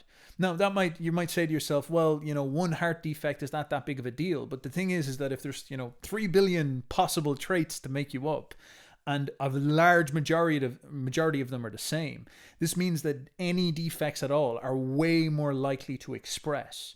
Because if you have two people who have two dramatically different books, that means that you can actually have quite a lot of defects in your genome, but most of them will be turned off because the diversity in the different mutations allow nature to shut off the bad ones. So actually quite a lot of us would be carrying, you could maybe say, bad genes or defective genes, but most of them tend to get shut off because of the way that this works. So we might be carrying bad stuff because of genetic diversity. We never actually experience it. Now, I know all this stuff. I'm spurging out because my dad was into hunting dogs. And the problem with hunting dogs is that we've been breeding them very, very intentionally since Darwin's time, since we came up with the concept of eugenic breeding. And so modern dog breeds are actually very, very targeted to try generate certain traits, because the thing about breeding is that if you choose certain traits, you can very effectively create and enhance those traits. So if you like a dog that's very good at hunting, you can breed him with all the other female dogs and you'll get lots of baby dogs that are good at hunting. But what has happened in dogs is that a huge amount of dog breeds are incredibly incestuous. And so for this reason, lots of dog breeds are very specialized. Some of them are very good at hunting. But my dad liked particular dogs like Springer Spaniels. And I think about 3 of the 4 dogs we had this problem where their hearts would just swell up and explode. And Dad used to get pedigree dogs, meaning that they're really well-bred dogs. And towards the end of their lives, they'd always get the same disease where their heart would swell up. And I think it's a problem that exists within this breed because some super Chad alpha dog, who was very good at hunting, was used in Ireland as a pedigree dog that bred with lots of different lady dogs. And that means that a lot of the Springer Spaniels now have this problem because of this, because the diversity is not broad enough. And this one guy has produced too much. Now, this has gotten so bizarre in certain dogs that some of them are so incestual that they're more related than you would be with your sister. I'm not saying you should do stuff like this, but you and your siblings could breed, and your genetic diversity is actually broad enough in humans that your DNA would be more different than these dogs like King Charles Spaniel. If it bred with any member of its own breed, it's basically more than a sister because the genetic code is so close. So that's a very weird thing to get your head around. But that's what happens after many, many generations of inbreeding, is that the genetic code starts to pretty much become the same. And it's practically impossible for you to get any new genes or generate anything else. Now, this is the King Charles Spaniel here. Cute, I agree. But you have to understand that these poor animals are essentially abominations and they can't really continue as they are. Something has to happen with them. It's so serious that places like Norway, for example, have banned the breeding of these dogs because the incestual nature, that they develop like so many problems that it's almost not fair. When you think about what happens, you're bringing this dog into existence and it's going to be guaranteed to have this enormous range of health problems, which is a very botched and horrible existence to bring it to life, So there's not enough genetic diversity in the English Bulldog either for this reason. And so they tend to have like consistent hip issues. This is another one that you see in a lot of dogs. And these are things people don't understand, but it's like a very real problem.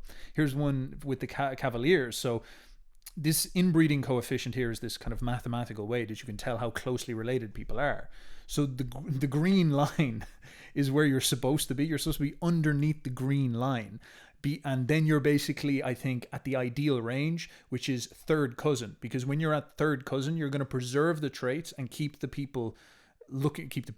dogs looking the same, but it would work for people as well. So third cousin is the kind of the money note, because it'd keep the dog looking the same, but it would keep the diversity broad as well. And it would actually make a very robust specimen, meaning that it would get a high likelihood of getting all the good traits, but also have enough diversity to keep everything quite well. So that's the kind of like ideal breeding zone. Go too far into like broad breeding and you actually start to get more problems in the other direction. There's too much, it's called hybrid depression. There's too much diversity in the genome and the genome doesn't express properly, and every dog is this sort of abomination in a different direction. You go too inbreeding, it's the same thing. So it's like Goldilocks, it's like Aristotle, hit the golden mean, and the golden mean is your third cousin. So I don't know who your third cousin out there, but go up and give them a call, explain to them you've been watching some guy on the internet and he's telling you to do this. Just run them through the rational reasons and they'll be down 100%, I guarantee you. Now, the Cavaliers are enormously inbred. Once you start to go to the yellow line here, you're getting into dodgy territory. You got to start to outbreed again. Once you start hitting the red line, you can basically expect the animal to be botched, damaged, highly prone to disorders. It's a serious issue, and you're basically at siblings at that point. You're basically breeding sisters and brothers together at that point. Up here at 0.4, you're gone beyond the concept of brother and sister, and you're basically dealing with this just abomination of an entity. All you can do at this point is begin to reverse breed or outbreed again, which basically destroys the breed. So why do you breed?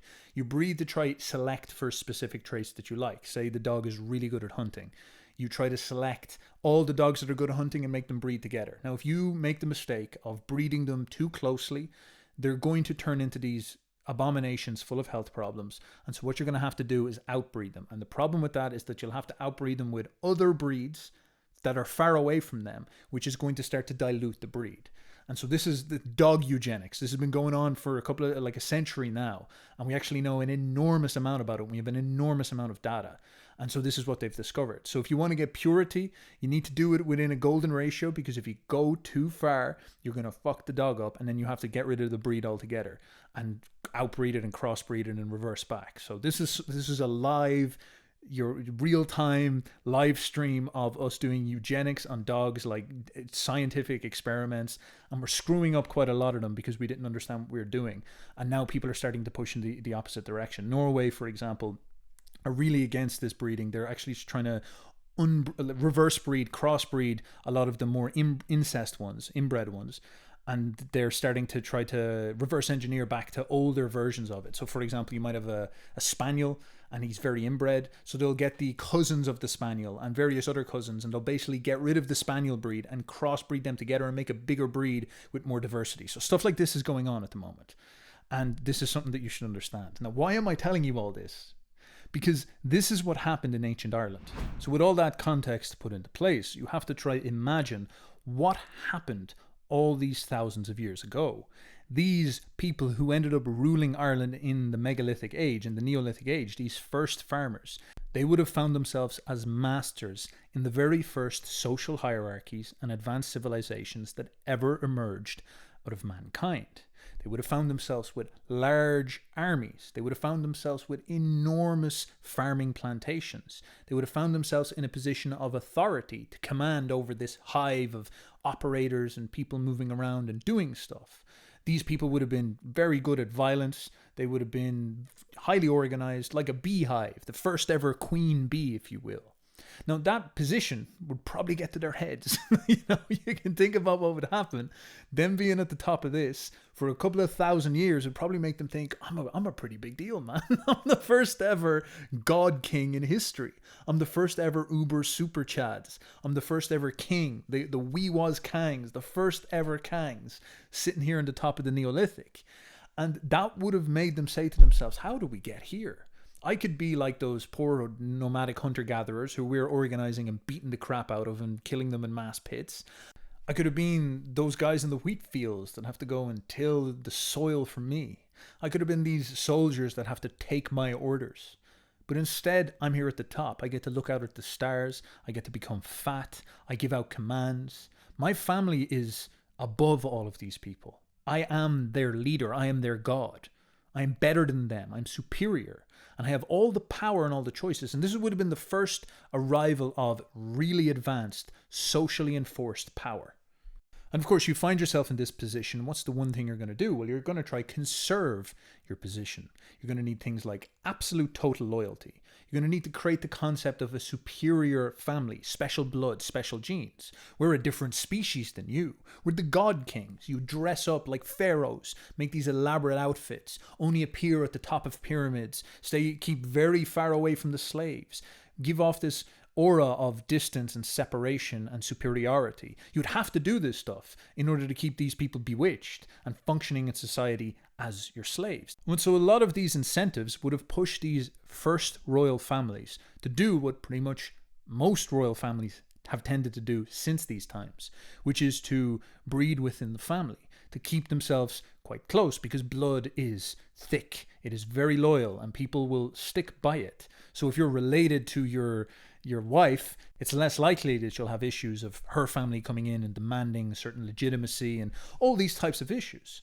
So there's this incentive pushing royals towards incest, essentially. And of course, they may have believed their own bullshit somewhat. They would have said to themselves, we are kind of above everyone else. We kind of are god kings, and maybe our blood is magic. We've got the blue blood. We've got sacred blood, so we should keep it within the family. And that can obviously start to go quite crazy directions. Now, there's quite fascinating things to this, because maybe you think, they were marrying their sisters the whole time. That probably happened from time to time, marrying mothers, marrying sisters, stuff like this did happen.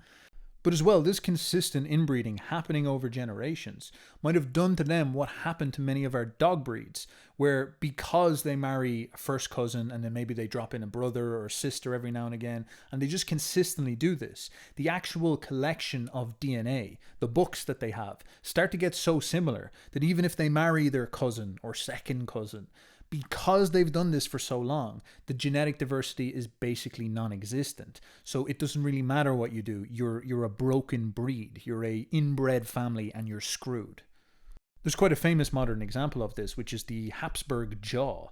This is something that people noticed about the royal family of Europe. And they were well known for intermarrying within the dynasty. And a lot of them began to develop this big jaw. And they all had kind of similar look, because of course you would.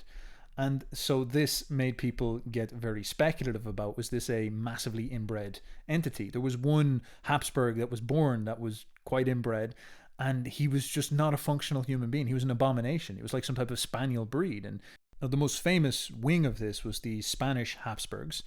And they had a lineage that ended with a man called Charles II. He died when he was 38, and he was plagued by an enormous amount of health problems, and he was infertile. And of course, people assume it's like, well, this is probably inbreeding that drove this, because that's a common thing you see in dogs. If they inbreed long enough, they'll start to develop fertility problems. They'll start to develop an enormous amount of health problems. They literally start to break down. This article here in the Smithsonian says, Charles, who was dubbed the Bewitched, had an overlarge tongue, had epilepsy, and had other illnesses, and he had a whopping inbreeding coefficient of 0.25. Now again, do you remember me talking about those Spaniel Cavaliers? They have an inbreeding coefficient about 0.4, which is very, very high. Like double what this guy had. But Charles is like right up at this red line. He's really, really bad. He's as inbred as most dogs who are terminally inbred, let's put it this way. So it's very, very serious to be that inbred. And the coefficient of 0.25 basically is the same as two siblings having offspring. That's how close the genetics match. Now again, I was speaking to you earlier about how this can be quite funny and complicated. So Charles's mother and father were niece and uncle. So they weren't brother and sister. They were obviously very close, but they weren't siblings, which means that the reason why the coefficient came out this intensely, this much, is because they themselves were probably very seriously inbred. So again, remember what's happening. if you inbreed over time inside a family, the family itself becomes inbred to the point where they essentially become like brothers and sisters, all of them. And then they might even go beyond that, which is what happens with the Cavalier. So it's fine. This stuff is really bizarre, probably. It's probably not a problem anybody's practically going to come across. But this is a real thing that does happen. And it actually is fascinating to think about it in context of genes. And the descriptions of poor Charles is quite horrific. So 4 years before Charles's death, British envoy Alexander Stanhope described the King's Habsburg features in a letter to the Duke of Shrewsbury, writing, "Charles has a ravenous stomach, and swallows all he eats whole, for neither his jaw stands so much out that his 2 rows of teeth cannot meet." Oh dear, oh dear, oh dear. So he just seems like a monster when you think about it, that can't chew properly or anything, and he's just like sucking stuff up.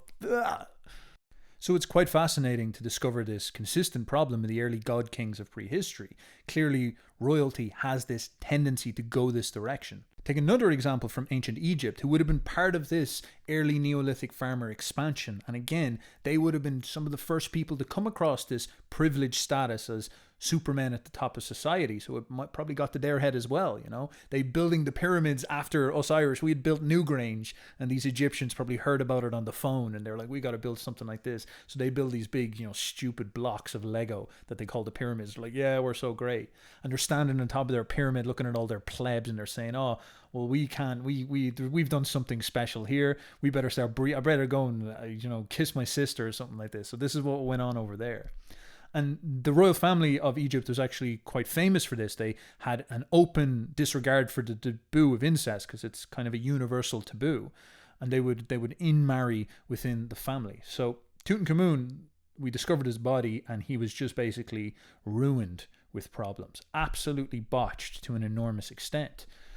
Using computer capacity to autopsy of Tutankhamun, the boy king who ruled Egypt some 3,300 years ago, the scans suggest that he suffered from numerous deformities and ailments, caused in part by inbreeding within his family. A DNA analysis found traces of malaria and Kohler disease, which is a painful bone disorder, along with evidence that his parents were siblings, a common practice among ancient Egyptian royalty. In fact, Tutankhamun himself apparently married his half-sister. The test suggests that he had a club foot, an overbite, and womanly hips, and he couldn't walk unaided due to his foot and Kohler's disease. Now, on top of these habits among the royalty, there was some absolutely brutal genetic bottlenecks that took place through the farming revolution. 8,000 years ago, 17 women reproduced for every one man. This is an analysis of modern DNA, uncovering a rough dating scene after the advent of agriculture. So again, we need to try to take our imagination back to what might have happened here. Social division into these hierarchies probably led to the arrival of very sophisticated processes of polygamy and advanced breeding. I'm not sure a nomad, wandering hunter-gatherer would ever really be able to, gather up 17 to 100 women in a harem and start to breed them that way. Maybe he could get a couple, he could get 5 or 10, he could be a tribal chief or something like that. He could do very well for himself. But it just doesn't seem like it was that likely that they could pull off something as enormous as this. So agriculture facilitates the creation of these hierarchies and the accumulation of power into a 1% who can do these unbelievably dramatic processes. So if on average 17 women reproduce for every man, that probably actually means that the majority of men and the bulk of the bottom would have got maybe 1 wife, and then the next level up, the warriors might have got 2 or 3, and then the people in the 1% could have had hundreds and been reproducing with hundreds, showing an enormous stretch in social division. And of course, these people wouldn't have had the long history of building up taboos around marriage and polygamy that you see in Northern Europe and stuff. So these guys would have went for it. And you can imagine it sort of like an Ottoman or Mongol harem, where these guys at the top, they have these enormous sheds full of these girls. They're all tied up and all this. And this is their shed full of wives. Now, this is obviously an effect of power, but it does help you imagine how different this culture must have appeared to those hunter-gatherers, for example. These armies of hive-like slaves following these magician god kings who were enormously inbred and hold these giant, sheds full of women, while the other men are forced down to become workers. And then these giant entities would move into your territory, cut down all the sacred trees, and you wouldn't be able to fight them because they've got advanced armies, they've got organization, they've got good high quality weaponry that they make, they've got the division of labor going on.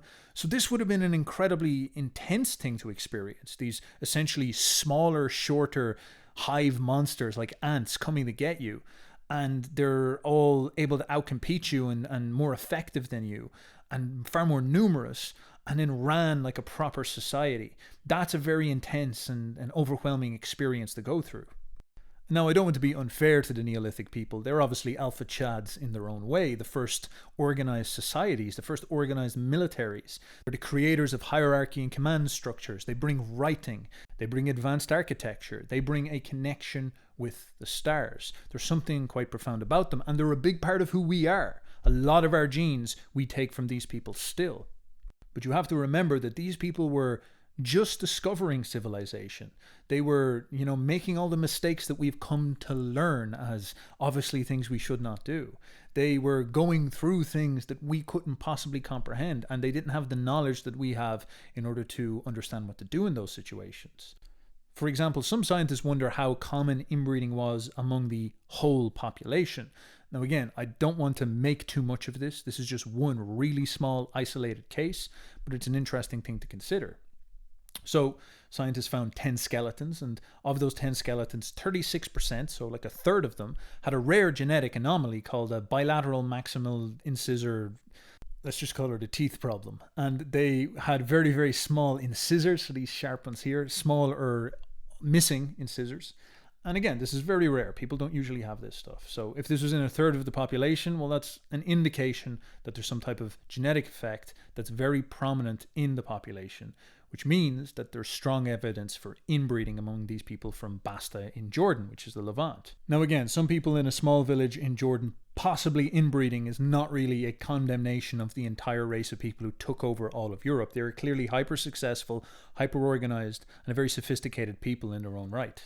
But they would have been a shock. This is the point. They brought in a technological revolution, a cultural revolution, a whole new way of living, a whole new phenotype, the really white skin, dark hair, the revolution of architecture, and the creation of god kings. So these Neolithic farmers are quite a fascinating people. They brought a civilization proper to the British Isles. And they do form a part of who we are. You can still see it today in the genetics. In Southern Europe, their genetics are still extremely heavily present. In Northern Europe, we're looking at about 30 to 40% in the English people, or even down as low as 25% in the Scottish people.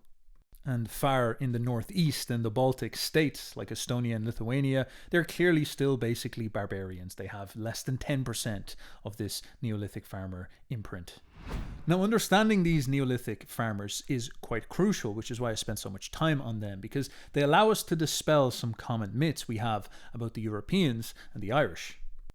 What is to come after this period of history is the arrival of us. About 3,500 years ago, during the Bronze Age, the Indo-Europeans show up carrying metal as Iron Men, and they beat the living F out of these megalithic people and boot them off the island, probably kill quite a lot of them.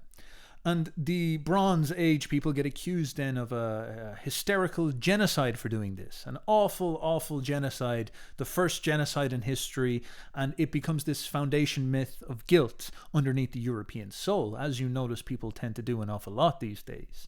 And so for this reason, the Europeans are born pregnant with the original sin of existing at all, and thus we must engage in political projects to deracinate the Europeans and return us back to the hippie-loving realm of the megalithic. And the implication is that this megalithic world was feminist. This megalithic world was a matriarchy. This megalithic world was peaceful. These were just farmers making wheat. They're all vegans, actually. And they would make wheat, and they would go out there and they would dance and they would hold hands and spin around.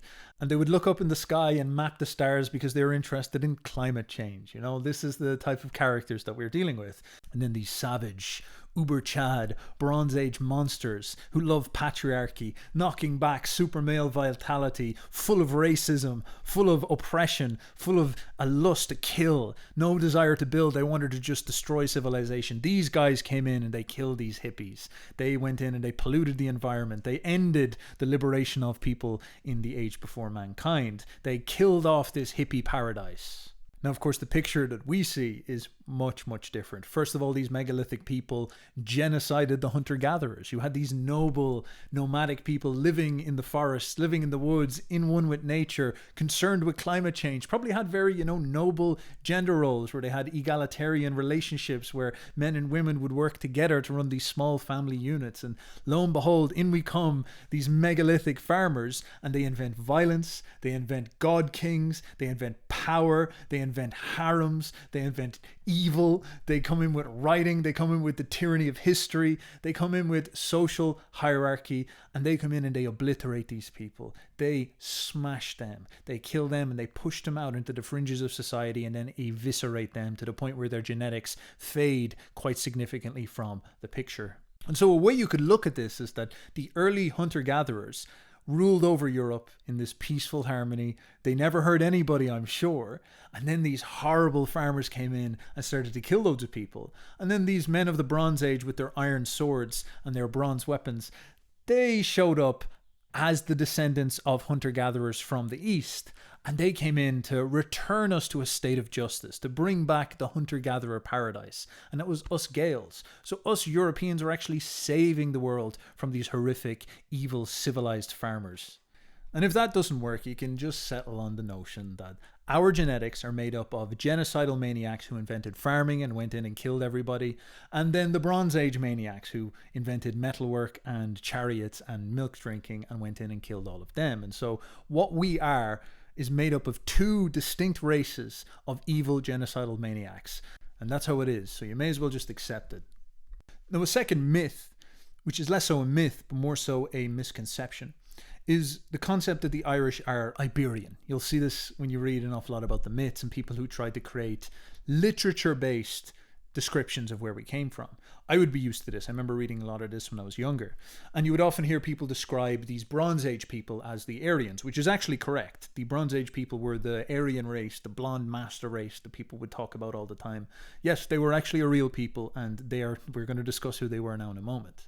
Now, what people would often do then is contrast these with these Iberian natives who used to live everywhere. And it's kind of tied into the previous one, because the notion that gets construed is that these conquering badass Bronze Age Aryans, they went in and they invented masculinity and they invented war and they invented power, and they went in and they came in and they conquered these peace-loving brown hippies from south of Europe, these Meds, And that's actually very wrong as well, because first of all, the Meds had plenty of war themselves. These megalithic people knew an awful lot about war. Secondly, they're quite pale and white-skinned. These megalithic people were pale. They were white. They weren't some type of like brown people, like something like this. No, they were white people. And then, of course, these people weren't Iberian. Now, they did exist in Iberia. They were in Spain. But they came from the same place that our megalithic people came from, which is over from the Fertile Crescent. And they were the farmers who slowly made their way across Europe. That's who these people were. And they came out of the same bosom of civilization that we're all familiar with. And these people weren't the original inhabitants of Ireland. They came in and actually booted out the hunter-gatherers.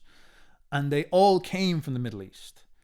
And another derivative notion that you'll get from this is that the Irish are an inferior race. You'd often see the Anglos talk about this. The Irish are corrupted with this Mediterranean race. We're full of this Iberian blood, and that makes us Untermensch, and this is why we should steal your potatoes. Yeah, we remember what was going on with that, because you're full of Iberian blood, you're full of Spanish blood, and so you're an Untermensch that the Aryans didn't manage to just kill yous all off. That was your problem. So we'll finish the job. Of course, the genetics completely dispel this. So first of all, the Irish have an enormous amount of Aryan DNA, if you so will. We have actually some of the highest proportions of Indo-European blood in all of Europe. But of course, we certainly do have a significant amount of Neolithic farmer DNA. That is definitely there. But the thing is so does everybody else. In fact, the English have more than the Scottish, for example. And if you go down into southern Europe, where you have places like Rome, awesome, epic Rome, they have an enormous amount of it. They have more than most people, and they basically conquered all of us. So actually, they conquered all of us except the Irish, now that I think about it. That's very interesting, isn't it? And so all of this brings us to the end of the beginning. In the very, very beginning, there was the Neanderthals. They were white, they had ginger hair, they had green eyes like the Irish. They were the indigenous people here for 1,000,000 years. And then humans themselves came up out of Africa, all lo and behold, and they started to oppress the Neanderthals. So if you want to find somebody who's evil, if you want to find the first cause, the original sin, the first person to ever pick up a weapon and hit someone else in the head and say, I'm going to take your land. If you want to answer for all the hippies, if you want to tell Sam Harris who originally disturbed the reality of perpetual well-being that was at the beginning of all of time and all of civilization, it was Homo sapiens themselves. They did it. You humans out there, you took from us Neanderthals our lands. You came in and you brought hunting, you brought violence, you brought evil itself, you brought in farming, you brought history, you brought writing, all these horrible things. And we didn't even need these things. We had bigger brains than you. We had religion. We had a perfectly functioning society in peace and in touch with nature. And you came in and ruined it all. And we've been waiting in the shadows. We're coming to get you soon, so you better watch out. We know that shit's hitting the fan in your world. We know that World War III is about to kick off. And we're going to wait until the chaos comes and then we'll come out of the ground. Agartha will open up. You will look towards the caves and you'll see figures that you only heard about in stories that you dismissed as conspiracy theories. But they won't be figures. They won't be conspiracies. It'll be us. For retribution, we'll have the advanced weapons that we've been building underground for generations. We'll come and we will get you, so you better be ready. But the orders have not been sent out for us to commence Operation Neanderthal Takeover, so you're safe for now. You can sit here listening to your nice little history podcast. I hope you enjoy. This information going into your ears, because it might be the last story you ever hear. This will be the final thing that enters into your brain before the hammer of the Neanderthal comes and strikes you, so be ready. But for now, we will continue with our story about the origin of the Irish people, because we have led ourselves up through the various races that seem to have arrived in the British Isles, up until this point, where we have now in Ireland the megalithic farmers. They have established the God King Empire. And they probably thought to themselves that everything's going very well. They were the big dogs in town. They ruled the land as the masters of the universe. But the problem for them is that far back in the East, far back in Europe behind them, something monstrous was brewing. A new way of life had given birth to a new type of man. And just like how the farmers had brought in new culture, armies, god kings to get rid of these hunter-gatherers who were roaming around in the forests, what we had arriving out of the middle of Europe was men of metal, clad like cyborgs, clad like knights, in shining weaponry that is hard and strong, that they would use to defeat these farmers and replace them almost entirely. These men were the Bronze Age supermen, the Indo-European conquerors of prehistory, and they would go on to establish Ireland as it exists today. They would go on to become us. And so that is what we will discuss in our next episode, the arrival of the Gaelic people, which brings with it the arrival of our Irish myths, and one of the clearest visions in all of history as to how the Indo-European superconquerors actually understood themselves. Now, if you enjoyed this episode, you may say to yourself, how the hell does this crazy Irishman get to do this? Rant all day about Neanderthals. What is going on here? Well, this is because this is my job. I'm a professional online storyteller, and you could have this job as well if you so wished. You see, if you tell stories well on the internet, there are many ways that you can monetize this and actually make a decent amount of money. This video here, for example, is a long documentary by a gentleman who clearly likes this period of history, and he finds it fascinating to think about this weird niche intellectual corner of his imagination. And so he spent some time to learn how to tell these stories in an interesting way, and he's getting very handsome views. He's getting 300,000 people paying attention. Now, this will probably make him maybe about 1,000, 2,000 euro. Now, I think that's pretty good going for a gentleman who's probably very interested in these topics anyway, and just takes the time to put them together in a presentable way and create an artifact to allow people to pay attention to it.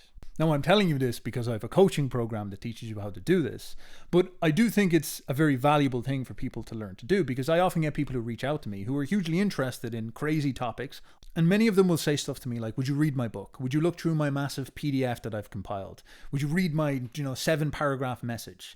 I've written this entire blog and put it up on the internet.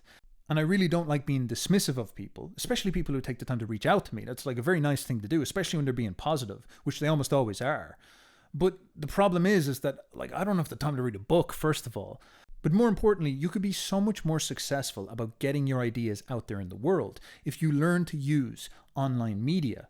If you took all the time that you invested into writing that book and transformed it into a YouTube series like this, where you present these ideas in a documentary style, you would get your ideas out to the world, and you would often get paid pretty decently for it. Now, this could turn into a very, very handsome side income, so it's a nice hobby that you're probably spending an awful lot of time on anyway, or some people can even transform this into full careers. So, for example, there's a gentleman called Gnostic Informant who I've worked with, and he makes a lawyer's wage talking about religion, talking about ancient religions. So you can do crazy things when you apply storytelling correctly to the modern world. You can actually get very far, because we don't live in the 19th century anymore. We are in a modern age. And utilizing TikTok is not the same as writing a long novel that people will read underneath a tree.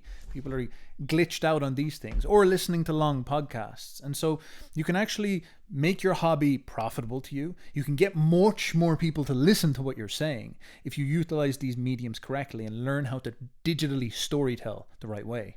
And so if this interests you, I recommend you click the link down below, check out the coaching program. You can read more about it there.